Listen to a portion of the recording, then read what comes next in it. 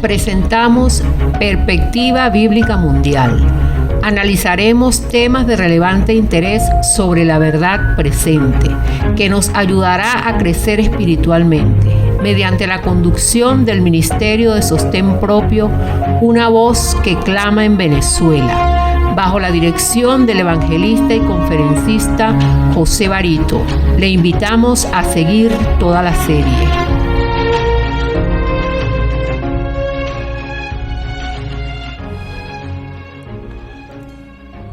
Distinguidos oyentes, les saludo con mucho afecto y simpatía, esperando que la gracia de Dios pueda ejercer en usted su poderosa influencia para guiarlo a su voluntad y a tierra de rectitud. Quisiera anunciar con este primer tema una nueva serie que he llamado Misión y Consagración. Está compuesto por 5 temas. Este primer tema lleva por título ¿Qué significa ser un discípulo? Muy bien. Antes de continuar, quisiera, como hago de costumbre, hacer una pequeña oración. Oremos. Ante todo, elevamos nuestra oración al trono de la gracia, glorificando y santificando el majestuoso nombre de Dios. Esperamos, Padre eterno, la escuche y sea grata a sus oídos. Le pedimos por favor encarecidamente pueda guiar a todos los líderes, hombres y mujeres, a través de su Santo Espíritu, para que en los días por venir puedan asumir la responsabilidad de ser su instrumento para comunicarle a esta humanidad el último pregón contenido en el mensaje del tercer y cuarto ángel que expresa el libro de Apocalipsis. Por todo ello, le pedimos que siga guiándonos para recibir la lluvia tardía y que podamos ser transformados y consagrados para cumplir su misión. Todo se lo pedimos, Altísimo Padre, por los méritos eternos y suficientes de nuestro Señor Jesucristo. Amén. Muy bien. Como les dije, el título del tema es ¿qué significa ser un discípulo? Creo que sería conveniente comenzar con el texto que conseguimos en el Evangelio de Mateo, capítulo 16, versos del 24 al 28. Abro comillas. Entonces Jesús dijo a sus discípulos: si alguno quiere venir en pos de mí, niéguese a sí mismo y tome su cruz y sígame, porque todo el que quiera salvar su vida la perderá, y todo el que pierda su vida por causa de mí la hallará. Porque ¿qué aprovechará al hombre si ganara todo el mundo y perdiere su alma? ¿O qué recompensa dará el hombre por su alma? Porque el Hijo del Hombre vendrá en la gloria de su Padre con sus ángeles, y entonces pagará a cada uno conforme a sus obras. De cierto os digo que hay algunos de los que están aquí que no gustarán la muerte hasta que hayan visto al Hijo del Hombre viniendo en su reino. Cierro comillas. Pues bien, un verdadero discípulo de Cristo es aquel que lo sigue en el deber y lo seguirá a la gloria.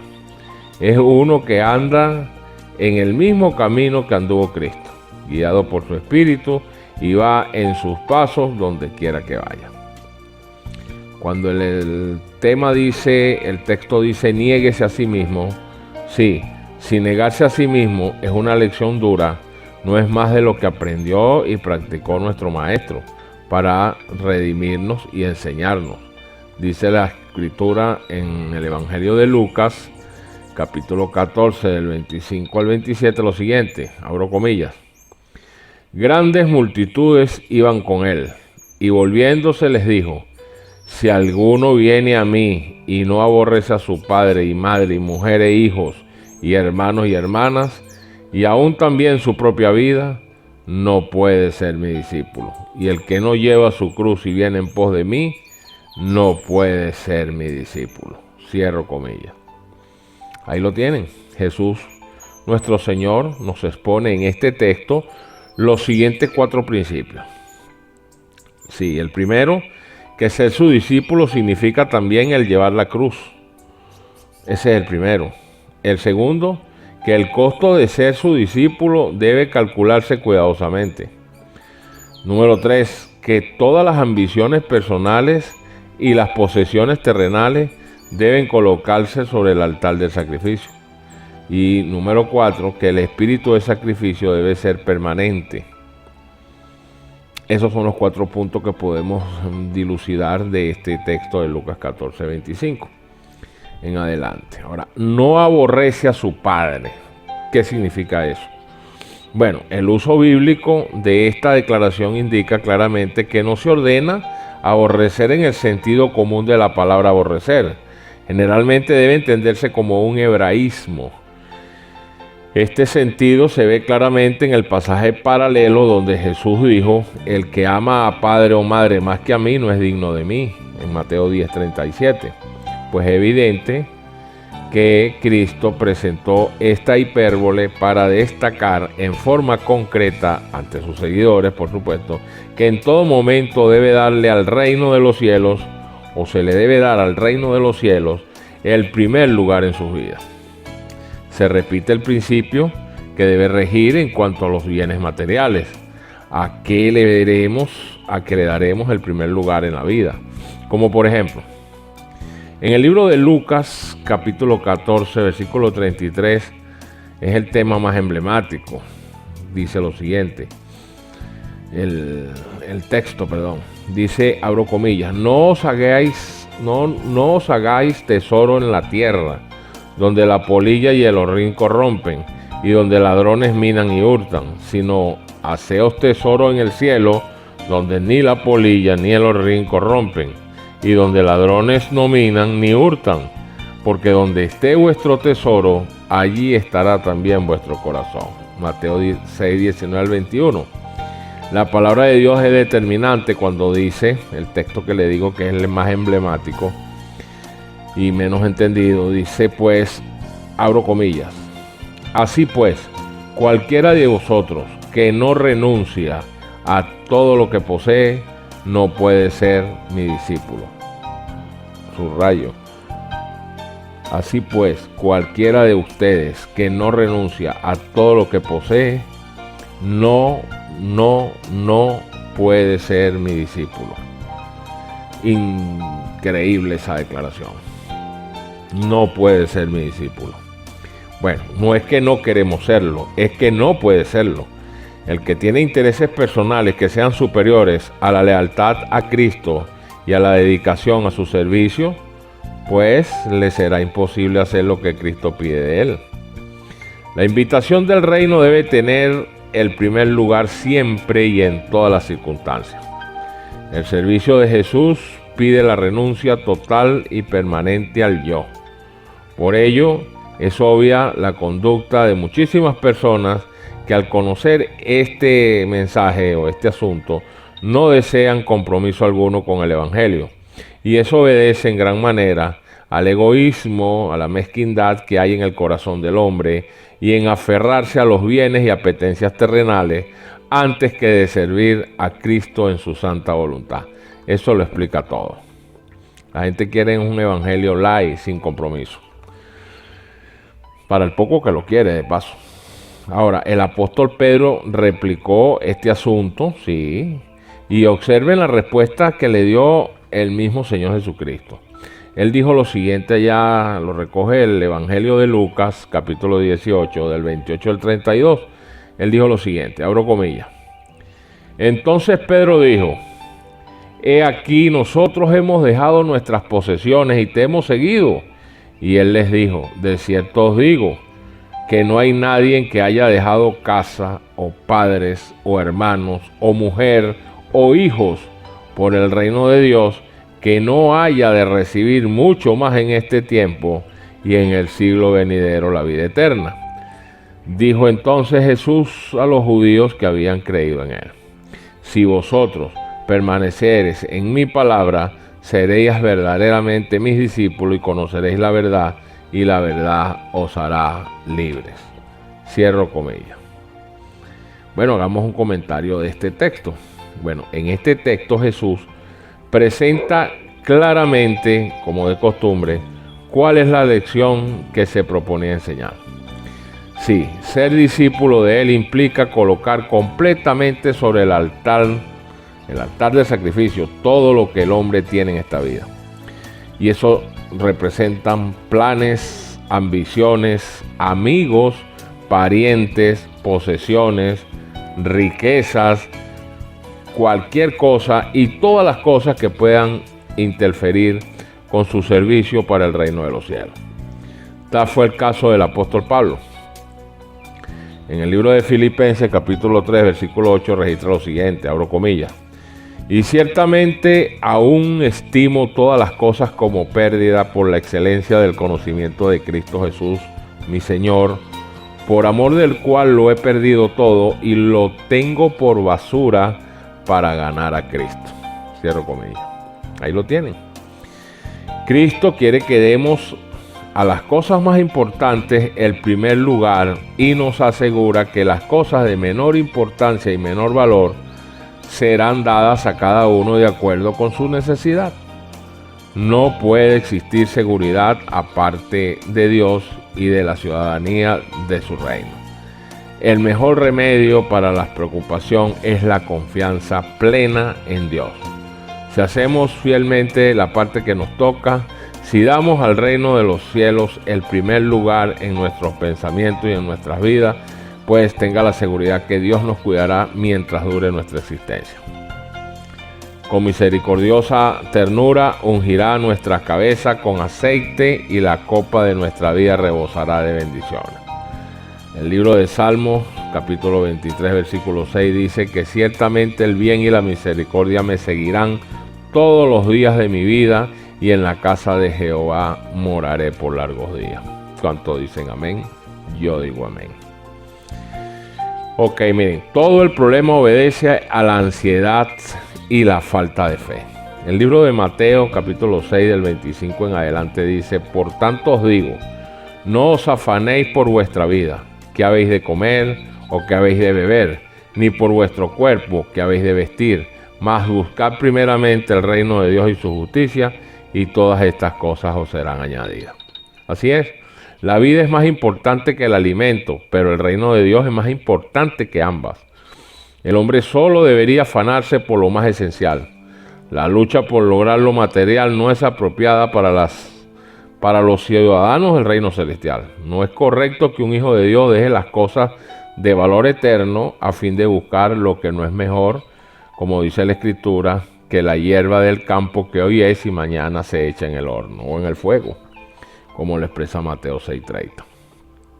También dijo Juan 6:27, trabajad no por la comida que perece, sino por la comida que a vida eterna permanece, la cual el Hijo del Hombre os dará, porque a éste señaló Dios el Padre.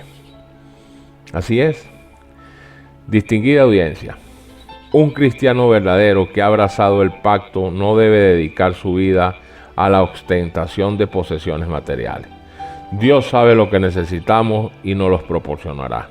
El gran propósito de la existencia de los hombres es que busquen a Dios si en alguna manera pueden hallarle. Eso lo expresa Hechos 17:27. La mayor parte de los seres humanos están afanados trabajando por la comida que perece, como lo dice Juan 6:27, y por el agua de la cual volverán a tener sed, como lo expresa Juan 4:13. La mayoría de las personas gasta su dinero en lo que no es pan y su trabajo en lo que nos sacia. Con demasiada frecuencia tendemos a hacer de las cosas materiales el principal propósito de nuestra vida, con la vana esperanza de que Dios será indulgente con nosotros y que al final de nuestra existencia añadirá la eternidad al breve plazo de 70 o 80 años para los más afortunados. Los que son llamados a sufrir la tortura y el martirio no hacen más que seguir las huellas del amado Hijo de Dios. El Señor no tarda su promesa, lo dice 2 de Pedro 3:9. Él no se olvida de sus hijos ni los abandona, pero permite a los malvados que pongan de manifiesto su verdadero carácter, para que ninguno de los que quieran hacer la voluntad de Dios sea engañado con respecto a ellos.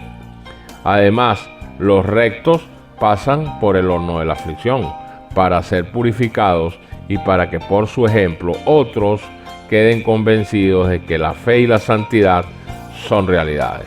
Y finalmente, para que su conducta intachable condene a los impíos y a los incrédulos. Otro asunto hay de más importancia aún, que debería llamar la atención de las iglesias en el día de hoy, pues el apóstol Pablo declaró: todos los que quieran vivir piamente en Cristo Jesús padecerán persecución. Y eso lo registra segunda epístola de Timoteo, capítulo 3, versículo 12. Ahora, ¿por qué entonces parece adormecida la persecución en nuestros días? Pues el único motivo en que la iglesia se ha conformado a las reglas del mundo y por lo tanto no despierta oposición. Sí, ese es realmente la razón principal por la que está pasando a la iglesia hoy en día. Sí, el motivo es que la iglesia se ha conformado a las reglas de este mundo y por lo tanto no despierta oposición. Sí, la religión que se profesa hoy no tiene el carácter puro y santo que distinguiera la fe cristiana en los días de Cristo y sus apóstoles, como la iglesia de Éfeso. Si el cristianismo es aparentemente tan popular en el mundo, ello se debe tan solo al espíritu de conformidad y transigencia con el pecado, a que las grandes verdades de la palabra de Dios son miradas con indiferencia y a la poca piedad vital que hay en la iglesia. Pues revivan la fe y el poder de la iglesia primitiva, y el espíritu de persecución revivirá también, y el fuego de la persecución volverá a encenderse. Eso lo registra el Conflicto de los Siglos, capítulo 2. Es interesante, ¿no? Ahora, a Mateo en su riqueza y a Andrés y Pedro en su pobreza llegó la misma prueba, y a cada uno hizo la misma consagración. En el momento del éxito, cuando las redes estaban llenas de peces y eran más fuertes los impulsos de la vida antigua, nuestro Señor Jesucristo pidió a los discípulos a orillas del mar que lo dejasen todo para dedicarse a la obra del Evangelio. Así también es probada cada alma para ver si el deseo de los bienes temporales prima sobre el de la comunión con Cristo. Los buenos principios son siempre exigentes. Nadie puede tener éxito en el servicio de Dios a menos que todo su corazón esté en la obra y tenga todas las cosas por pérdida frente a la excelencia del conocimiento de Cristo. Nadie en que haga reserva alguna puede ser discípulo de Cristo, y mucho menos puede ser su colaborador. Cuando los hombres aprecien la gran salvación, se verá en su vida el sacrificio propio que se vio en la de Cristo. Se regocijarán en seguirle a donde quiera que los guíe. Ahora, una vez que hemos visto estas dos máximas existenciales, pues veamos las diferencias manifiestas entre un creyente y un discípulo. Pues miren, el creyente suele esperar panes y peces, mientras que el discípulo es un pescador. El creyente depende en gran parte de los pechos de la madre, aún no ha sido destetado, mientras que el discípulo está destetado para servir. El creyente suele ser condicionado por las circunstancias, mientras que el discípulo aprovecha las circunstancias para ejercer su fe. El creyente sueña con una iglesia ideal, mientras que el discípulo se entrega para hacer la realidad. La meta del creyente es ganar al cielo, la meta del discípulo es ganar almas para el cielo. El creyente maduro se hace discípulo, el discípulo maduro asume el ministerio para el cual ha sido llamado por Dios. Y finalmente al creyente se le promete una almohada, al discípulo una cruz, la asume y la lleva a su destino. Qué bello es eso, ¿no? Distinguidos oyentes, ya está bueno de tanta indolencia y somnolencia. Debemos asumir nuestro rol como productores y no como consumidores, pues ya sabemos lo que dice el libro de Mateo, capítulo 3, versículo 10, que el hacha está puesta a la raíz de los árboles. Por tanto, todo árbol que no dé fruto será cortado y echado en el fuego. Así es, debemos entender definitivamente que nuestro compromiso debe ir más allá del grado de acción donde nos hemos relacionado. La necesidad de nuestro mensaje a todo nuestro territorio es de vital importancia. Su fiel o no cumplimiento sellará el destino eterno de todas las almas que lo reciban o que no lo reciban. Cristo nuestro Señor está mirando con mucha tristeza que mientras el reloj avanza, la iglesia simplemente lo que está haciendo es acudir a ella misma los sábados o los días domingos, como lo hacen los evangélicos que guardan el falso día de reposo para completar la rutina, pero el resto de los días, semanas, meses y años dedicados a los intereses mezquinos e individuales. Eso es la realidad. En la semana nos conformamos a lo que hace el mundo y somos una pieza que es difícil de distinguir porque todos nos parecemos, pero solamente entonces nos disfrazamos de cristianos el día que vamos a la iglesia. Y esa es la realidad. No hay compromiso alguno. Terminemos de entender que la condición en la que se encuentra la iglesia de hoy en día no es la conveniente, y si la iglesia no cumple su rol, sencillamente el Creador sabrá qué hacer. Para el que no lo sabe, ya el Señor tiene dispuesto otro pueblo que sí va a cumplir su cometido, siempre lo ha tenido, que son los obreros, para este entonces, los de la hora undécima. Este pueblo se unirá a la iglesia que está predicando la verdad, que en su gran mayoría va a apostatar por su conveniencia y suplantará a todos aquellos miembros de las iglesias que están predicando esa verdad, se han apegado a la verdad, que son miembros nominales, que tuvieron años acariciando la verdad, pero que realmente no estaban comprometidos con dicha verdad para terminar la misión encomendada. Y eso es lamentable. Los que se involucran en esta vital tarea de alcanzar las almas deben ser siervos verdaderamente convencidos y comprometidos con la misión. Esto se logra alimentando nuestra alma con un compromiso franco, genuino, natural y verdadero para que el Espíritu Santo actúe y pueda obrar en nosotros y se haga la obra. Si algunos conocen esto, son los miembros de las iglesias. Las almas deben y entienden cuando se les trata con amor sincero o con interés desproporcionado. Por esta razón, la iglesia debe integrarse en un equipo que solidifique nuestra meta principal. ¿Cuál es nuestra meta? Evangelio a los que no conocen el mensaje y solidificación de los conocimientos de nuestra doctrina a los que pasan a formar parte de esa iglesia. Y eso que a su vez permita consolidar en estas nuevas almas conocimiento de la palabra de Dios. Ahora, usted se preguntará, ¿por qué se van muchos de las iglesias? Porque tienen hambre espiritual, están muertos espiritualmente, no conocen bien la doctrina. Si la conocieran, les aseguro que se atornillaran más a la iglesia. También de suma preocupación, y para finalizar, es que debemos mostrar interés por todos los que se han ido de la iglesia y buscarlos con la premisa de que el Señor va a pedir cuentas por cada uno de ellos. Recuerden siempre la parábola de las 100 ovejas. No se entregarán cuentas por las 99 que están sanas y salvas en el redil. No daremos cuenta por la que se fue o la extraviada. Muy bien, hasta aquí este primer mensaje. Hemos finalizado con nuestro tema inicial. Esperamos, Dios mediante, seguir avanzando con los otros temas restantes. Y les habló desde Venezuela su servidor, el pastor José Barito. Dios le bendiga.